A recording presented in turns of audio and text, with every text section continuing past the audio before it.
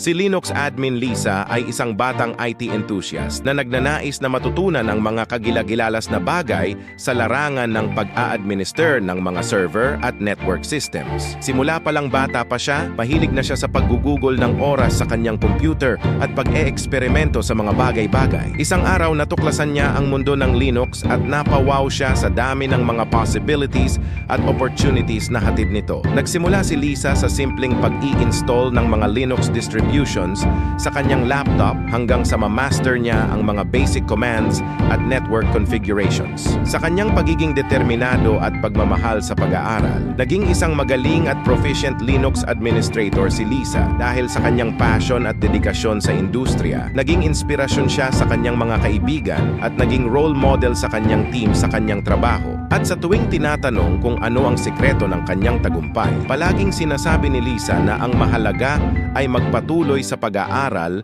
at pagpapaunlad ng kanyang mga kakayahan. Kaya't hanggang ngayon, patuloy pa rin siyang nag-i-eksperimento at nag-aaral upang maging isang world-class Linux administrator.